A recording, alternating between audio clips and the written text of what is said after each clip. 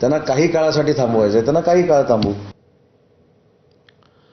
समरजित घाटगेंनी पुन्हा एकदा भाजपमध्ये घर वापसी केली आहे. 2 वर्षांपूर्वी शरद पवारांच्या राष्ट्रवादीत प्रवेश केलेले घाटगे पुन्हा एकदा पक्षात परतले. मंत्री चंद्रकांत पाटील आणि भाजप प्रदेशाध्यक्ष रवींद्र चव्हाण यांच्या उपस्थितीमध्ये हा पक्ष प्रवेश पार पडलाय. यामुळे भाजपमध्ये घाटगेंना पुन्हा एकदा महत्त्वाची भूमिका मिळण्याची शक्यता आहे. समरजित घाटगेंनी 2 वर्षांपूर्वी राष्ट्रवादी काँग्रेसमध्ये प्रवेश करत मोठी राजकीय खेळी खेळली होती. मात्र त्या काळात अपेक्षित राजकीय संधी आणि प्रभाव न मिळाल्याची चर्चा होती. परिणामी त्यांनी पुन्हा एकदा भाजपकडे वळण्याचा निर्णय घेतल्याचं राजकीय विश्लेषकांचं मत आहे. भाजपसाठी देखील ही घर वापसी महत्त्वाची मानली जाते. स्थानिक पातळीवर घाटगे यांचा प्रभाव आणि संघटन कौशल्य लक्षात घेता पक्षाला त्याचा फायदा होऊ शकतो. तर घाटगेंची घर वापसी केवळ पक्षांतर नसून आगामी राजकीय समीकरणांवर परिणाम करणारी मोठी घडामोड ठरण्याची शक्यता आहे. राज्याचे मुख्यमंत्री माननीय देवेंद्र फडणवीस साहेब माझ्यासाठी थोरल्या भावासारखे आहेत.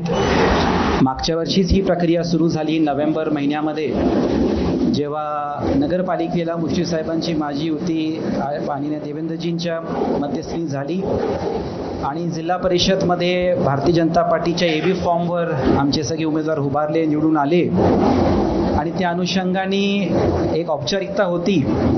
पण एक एवढ्या चांगल्या पद्धतीने हा कार्यक्रम होईल अशी मला अपेक्षा नव्हती. मी सगळ्या कार्यकर्त्यांचं मनापासून आभार व्यक्त करतो दादा, की कुठलंही अकॉमोडेशन, गाडी, शेवटचा निरोप म्हणजे 12चा कार्यक्रम तो नंतर 9ला झाला, तरीही सगळे एवढ्या मोठ्या संख्येत आत आहेत, बाहेर आहेत आणि या निमित्ताने मी सगळ्यांचं मनापासून आभार व्यक्त करतो.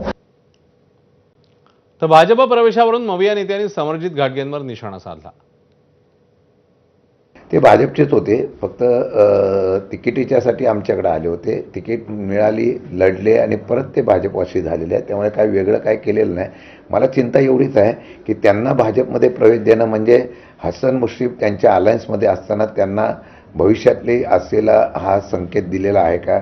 समरजित घाटगेंचा प्रवेश म्हणजे महायुतीमध्ये भविष्यकाळामध्ये असलेल्या आपल्या मित्र पक्षांना हा त्यांनी दिलेला मला वाटतं हा संकेत दिसतोय आहे.